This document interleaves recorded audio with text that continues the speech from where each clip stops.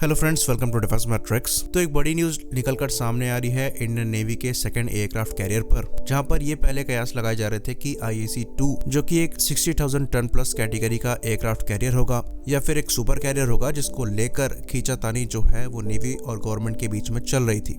तो एक और एयरक्राफ्ट कैरियर इंडियन नेवी को चाहिए, इस चीज को लेकर नेवी पूरी तरीके से श्योर है, पर एक सुपर कैरियर को लेकर अग्रीमेंट जो है वो नहीं बन पा रहा है, क्योंकि सुपर कैरियर एक बहुत बड़ी इन्वेस्टमेंट होती है और एक अच्छे खासे समय के लिए होती है। तो इस पर Indian navy chief admiral R Hari Kumar ने ये कहा कि इंडियन नेवी ने IAC-2 को लेकर जो डिस्कशन है उसको अभी होल्ड पे रखा है और फिलहाल के लिए जो ट्रायल्स INS विक्रांत के चल रहे हैं उससे इंडियन नेवी काफी खुश है।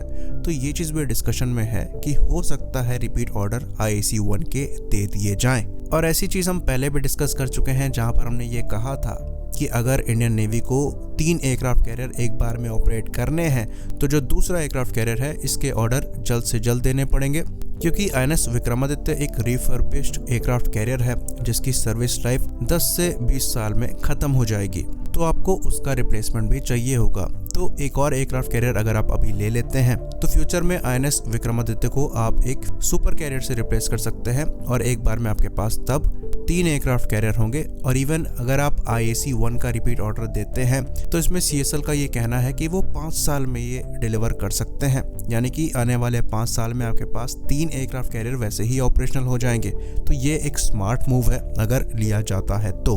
बाकी IAC-2 को होल्ड पे डालने का फायदा यहाँ पर आपको ये मिलेगा कि इंडिया की इकोनॉमी ग्रो हो रही है। अगर 10 से 15 साल बाद IAC-2 का ख्याल लाया जाता है तो शायद इंडिया की इकोनॉमी इतनी स्ट्रांग हो कि एक सुपर कैरियर में इन्वेस्ट करने में परेशानी ना आए। तो रिपीट IAC-1 का ऑर्डर एक ज़्यादा बेटर ऑप्शन है। फिर भी हमारा ये मानना है कि IAC-1 का जो रिपीट ऑर्डर हो वो एग्जैक्टली INS विक्रांत जैसा ना हो। यहाँ पर डिस्प्लेसमेंट और ज़्यादातर चीज़ों को सेम रखते हुए कुछ मेजर चेंजेस किए जाएं, जैसे कि ये एक स्टोबार के बजाय कैटोबार एयरक्राफ्ट कैरियर हो और यहाँ पर जो टेक्नोलॉजीज टेस्ट करी जा रही हैं, जैसे कि इलेक्ट्रोमैग्नेटिक रेलगन हो गई, उसको एज एन EMALS इस कैटोबार कैरियर में यूज़ किया जाए, ताकि हमें एक एयरक्राफ्ट कैरियर मिले जो कि फ्रेंच चार्ल्स डे गोल एयरक्राफ्ट कैरियर जैसा हो, जो खुद एक 45,000 टन क्लास डिस्प्लेसमेंट का एयरक्राफ्ट कैरियर है, पर एक कैटोबार एयरक्राफ्ट कैरियर है और अच्छी खासी कैपेसिटी के साथ आता है और काफी अच्छा खासा पंच कैरी करता है। तो एक कैटोबार एयरक्राफ्ट कैरियर की यहाँ पर रिक्वायरमेंट हमें इसलिए लगती है क्योंकि एक स्टोबार एयरक्राफ्ट कैरियर से सपोर्टिंग एयरक्राफ्ट फ्लाई नहीं कर सकते, जिसकी वजह से एयर टू एयर मिशंस में लिमिट लग जाती है। बात करें एवैक्स की तो इस ऑपरेशन के लिए एक हेलीकॉप्टर को यूज करना पड़ता है, जहां पर जो रडार लगता है उसकी भी रेंज लिमिटेड होती है, हेलीकॉप्टर की भी रेंज लिमिटेड होती है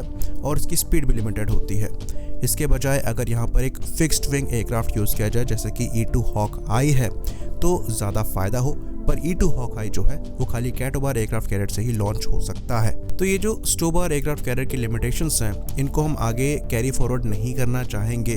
बाकी जो टेक्नोलॉजी का डेवलपमेंट है उस पर भी प्रोग्रेस रुकनी नहीं चाहिए, क्योंकि अल्टीमेटली आपको एक सुपर कैरियर बनाना है तो टेक्नोलॉजीज पर आपको लगातार काम करना चाहिए। तो भले ही यहाँ पर 5 के बजाय 8 साल लगे, लेकिन अगर IAC-1 का रिपीट ऑर्डर दिया जा रहा है तो वहाँ पर डेफिनेटली कुछ चेंजेस करने चाहिए, ताकि कैपेबिलिटी में कॉम्प्रोमाइज ना करना पड़े। क्योंकि INS विक्रांत भले ही काफी अच्छा परफॉर्म कर रहा हो, इंडियन नेवी सेटिस्फाई भी हो, पर वो एक परफेक्ट एयरक्राफ्ट कैरियर नहीं है। उसकी भी कुछ लिमिटेशंस हैं। लिफ्ट वगैरह के मुद्दे को हटा दे तो ये छोटे मोटे चेंजेस हैं, ये किए जा सकते हैं।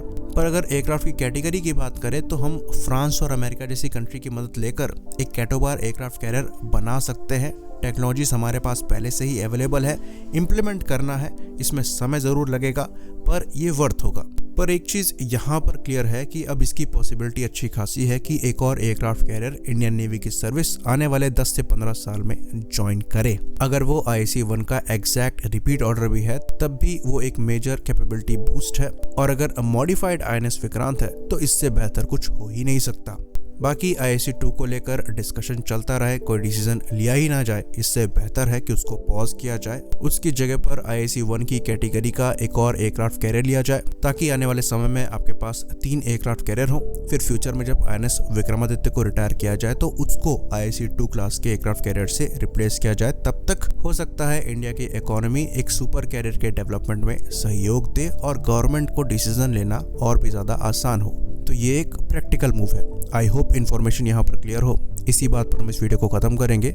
लाइक करिए, सब्सक्राइब करिए। जय हिंद।